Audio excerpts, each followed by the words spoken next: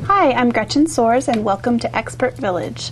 Today we're going to be making soy candles. Okay, in this clip we're going to talk about choosing our container and what we can put a soy candle in. Basically anything that is glass or metal can hold a soy candle. We cannot use plastic because the heat from the wick would melt the plastic and that would not be good. And some people like a container that you can put a lid on so that when you're not burning it the scent doesn't come out, or others like an open container so that it scents the entire room. You have a choice of either.